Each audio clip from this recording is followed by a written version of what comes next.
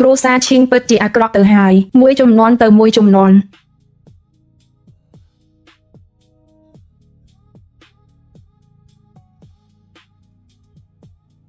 ម្ចាស់ស្រីមាននរណាម្នាក់បង្ហាញអាកំបាំងនៃថ្នាំទឹកអត់ទេម្ចាស់ស្រីតាទូតលោកតាហៅនាងថាម៉េចលោកតាហៅនាងថាម្ចាស់ស្រីគាត់ជាម្ចាស់ស្រីខ្ញុំលោកតាបន្ធូរអារម្មណ៍បន្តិចទៅ100ឆ្នាំប៉ុណ្ណោះឈាមរបស់ខ្ញុំគ្រប់គ្រាន់ដើម្បីរក្សាសុខភាពរបស់អ្នកហើយធ្លាក់ខ្លួនឈឺបែបនេះដោយរបៀបណាអ្នកមិនដឹងទេមានរឿងជាច្រើនបានកើតឡើងក្នុងអំឡុងពេល100ឆ្នាំនៃការកេងរបស់អ្នក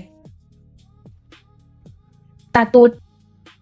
ឆាប់នាំលោកតាទៅហើយនាំលោកគ្រូពេទ្យឈិនមក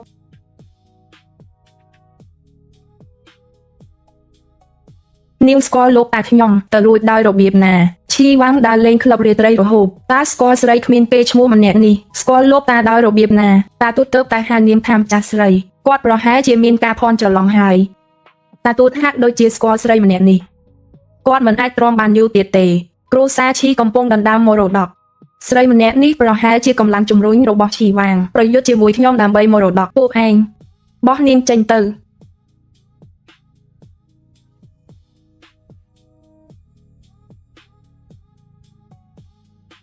ពួកឯងអត់បានការគ្រូសាឈីជួលពួកឯងដើម្បីអ្វីតើពួកឯងមិនចង់បានប្រាក់ស្រួលទេ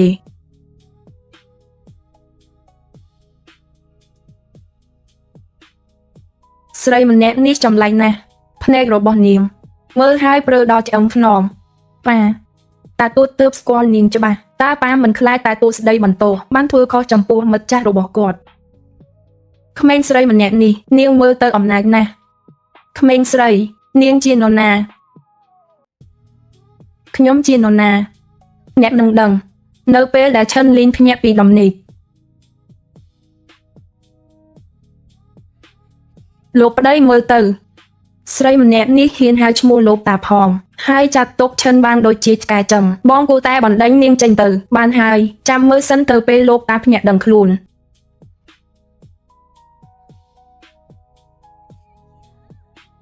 ម៉ាក់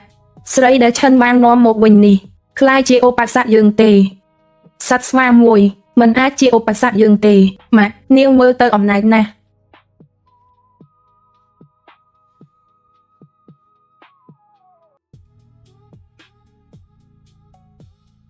ខ្ញុំចាំបានហើយម៉ាក់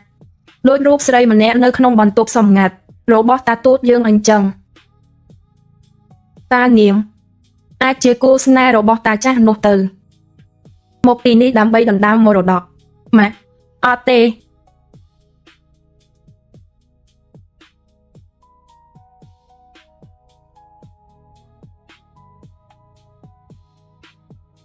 លោកគ្រូពេទ្យយ៉ាងម៉េចហើយជំងឺខ្សោយបេះដូងរបស់លោកតាធ្ងន់ធ្ងរណាស់គាត់មានអាយុ120ឆ្នាំហើយអាយុគាត់វែងហើយទទួលយកការពិតលោកតារៀបនឹងទទួលមរណភាពយើងមិនអាចពន្យាពេលបានទៀតទេខ្ញុំបានទូរស័ព្ទទៅមេធាវីហើយចាស់ទុំមកជុំគ្នាទៅកំណត់អ្នកស្នងមរតកឲ្យលឿនមែនហើយប៉ាបន្ទាប់ពីតាទូតទទួលមរណភាពទ្រព្យសម្បត្តិគ្រួសារយើងវាជាកម្មសិទ្ធិរបស់ប៉ាដោយស្របច្បាប់ប៉ុន្តែតាទូតត្រូវបញ្ជាក់វាឲ្យបានច្បាស់លាស់ជាងយើងមានជនអាក្រក់ចាំឆក់យកឱកាស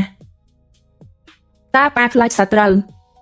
ឬចង់ដណ្ដើមយកទ្រព្យសម្បត្តិរបស់តាទូតតើឯងនិយាយអ្វីហេតុអ្វីនិយាយដាក់ប៉ាបែបនេះលោកប្តីឈិនឡុងគឺជាប្អូនប្រុសតាទូតរបស់បងគាត់បានក្លាយជាអ្នករៀបចំផែនការដ៏ធំបំផុតនៅពីក្រៅឆាកទីផ្សារនឹងមិត្តប្រាកដជានឹងមកប្រកួតប្រជែងជាមួយបងត្រូវតែឲ្យលោកតាធ្វើពាក្យបណ្ដាំឲ្យបានលឿន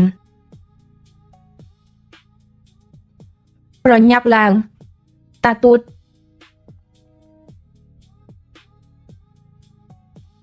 លោកតាដឹងខ្លួនហើយតាទូតលោកតាប៉ាត្រូវតែកំណត់អ្នកទទួលមរតកគ្រួសារឈិនឲ្យបានឆាប់សិទ្ធិមរតកទាំងអស់ទ្រព្យសម្បត្តិគ្រួសារឈិនប្រគល់ឲ្យប្រគល់ឲ្យ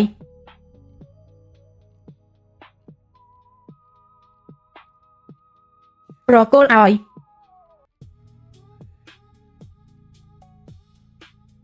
កញ្ញាជីស៊ូទាំងអស់